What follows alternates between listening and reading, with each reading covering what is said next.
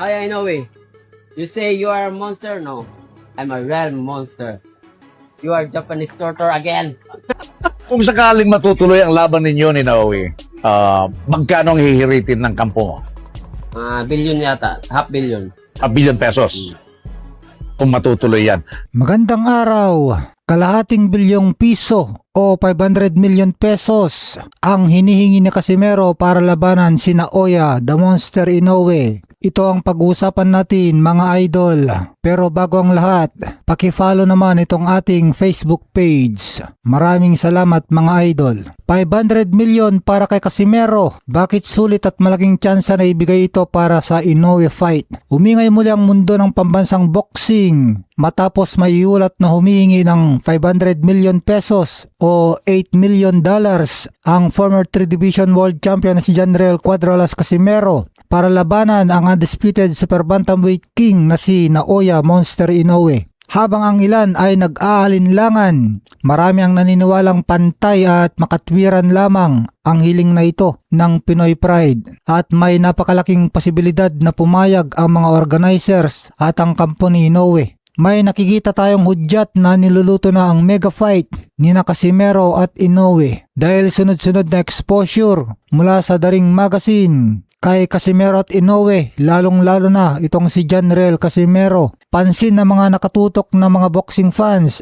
ang tila di karaniwang pagbibigay pansin ng Daring Magazine na pagmamay-ari na ngayon ni Turki Al-Sheikh kay Casimero. Kamakailan lang ay muli nilang pinost sa kanilang social media ang impresibong panalo ni Casimero laban sa Cuban Master na si Guillermo Rigondo. Ang ganitong promo build-up ay malinaw na hudyat na inihahanda na ang kanyang pangalan sa pandaigdigang entablado. Kaya mukhang maglalabas na ng malaking pondo itong si Turki Al-Sheikh para mapaganap ang Casimero versus Inoue. Hindi na sekreto na si Turki Al-Sheikh ang nagpapatakbo ng pinakamalaking boxing event sa buong mundo ngayon sa ilalim ng Riyadh season. Kung si Turki Al-Sheikh at ang kanyang koponan ang papasok sa negosasyon, ang $8 million o 500 million pesos ay napakalit na halaga para sa kanyang budget upang mabuo ang pangarap na laban ng mga boxing fans na ang Casimero versus Inoue. Bakit karapat dapat at sulit si Casimero sa 500 million pesos? Meron kasing class at credentials na hindi mabubura itong si Casimero. Si Casimero ay isang 3 Division World Champion na nakapesto bilang number 4 sa WBO at number 9 sa IBF Super Bantamweight, gayon din bilang number 10 sa WBC Featherweight. Kapag si Casimero ang makakalaban ni Inoue,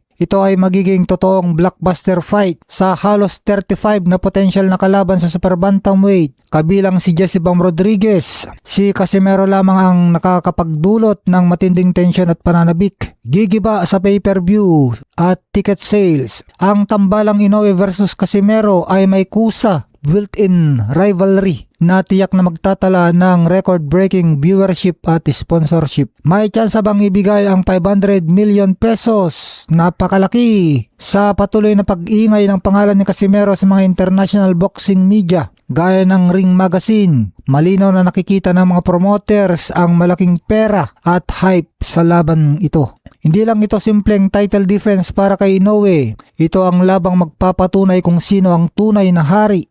Mukhang may negosasyon na ang nagaganap. Kakasanga ba ang kampo ni Inoue at Casimero? Mukhang nagkakatawaran na sa tulong ni Turki Al-Sheikh. Lalo pang nag-init ang usap-usapan sa boxing world matapos kumalat ang balitang may nagaganap ng tawaran at negosasyon sa pagitan ng kampo ng Japanese superstar na si Naoya Monster Inoue at ng pambato ng Pilipinas na si Janriel Cuadralas Casimero. At ang mas matindi pa rito, si His Excellency Turki Al-Sheikh mismo ang sinasabing nasa likod ng makasaysayang hakbang na ito.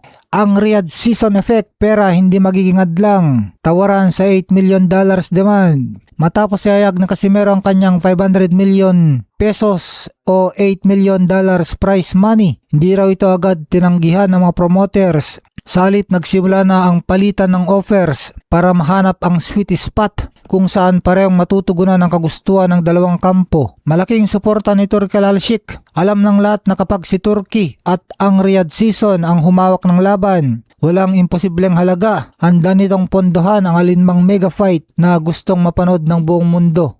At ang Inoue versus Casimero ang isa sa mga pinakaabangang matchup sa kasaysayan ng lighter division. Bakit ngayon ng tamang panahon? Umayaw na sa ibang contenders ang fans kahit may mahigit 30 na pwedeng makalaban si Inoue. Wala sa kanilang nakakapagbigay ng ingay at hype na dala ng pangalang Casimero. Para kay Inoue, ang pagharap kay Casimero sa ilalim ng malaking budget na lalsik ang magbibigay sa kanya ng pinakamalaking paycheck at pinakamatinding pagsubok sa kanyang legasiya. Handa na si Cuadralas na patunayan na hindi lang puro salita ang kanyang 500 million pesos demand. Handa siyang ibuhos ang lahat para pabagsakin ang monster ng Hapon. Ano sa tingin nyo mga kaboksing? Sa tingin nyo ba sa Saudi Arabia o sa Japan magaganap ang bakbakang ito? I-drop ang inyong mga hula sa comment. Ang malaking layunin kapag nakuha ni Casimero ang WBC featherweight belt mula kay Carrington, automatikong lalakas ang demand para sa bakbakang Casimero versus Inoue. Matagal nang pre-pressure ng mga tagahanga at ng Ring Magazine sa pangunguna ni Turki Al-Sheikh si Inoue na harapin si Casimero dahil sa napakataas na engagement nito sa social media. Kapag may hawak na kampeonato si Casimero sa featherweight, wala nang dahilan pa si Inoue para iwasan pa ito. Samantala, ayon kay General Casimero, utang na loob daw ni Inoue ang pagiging undisputed.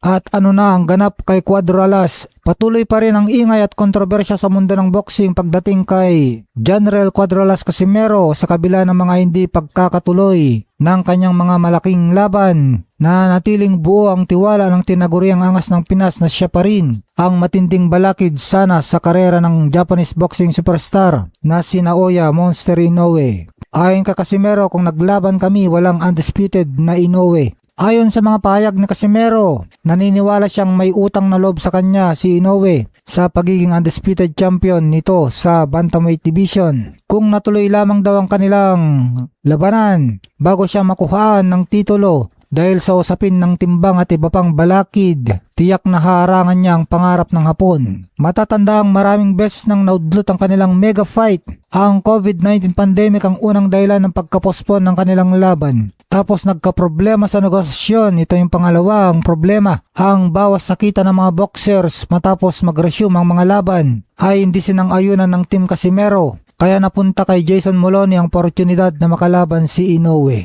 Nagka-issue rin sa timbang at titulo ang tuluyang paghubad sa titulo ng Casimero na nagalis sa kanya sa tsansang makalaban si Inoue para sa unification. Sa kabila nito, maging ang pambansang kamao na si Manny Pacquiao ay nagpakita ng suporta kay Casimero at nagpahayag ng kaandang tumulong at mag-promote kung magkakaroon man ng pagkakataon na makalaban niya si Inoue. Magandang araw! Mukhang nasa isip talaga ni Naoya Inoue itong si General Casimero dahil ayon sa kaibigan niya at ex-OPBF champion na si Daiki Shino ay may taktika na daw itong si Naoya Inoue para talunin si General Casimero. Sa kabila ng patuloy na paghamon ni 3 Division World Champion General Cuadralas Casimero sa Japanese pound for pound superstar na si Monster Inoue, natiling tahimik ang kampo ng Hapon. Subalit kamakailan ay naglabas ng kawili-wiling payag ang dating OPBF champion at malapit na kaibigan ni Inoue na si Daiki Shino ukol sa totoong dahilan ng pananahimik ng Monster at kung paano nito papatumbayin ng Pinoy boxer kung sakaling magkarap sila sa ibabaw ng lona. Ang taktika daw ni Naoya Inoue ay papagurin niya sa Casimero sa unang parte tapos tatapusin sa middle rounds.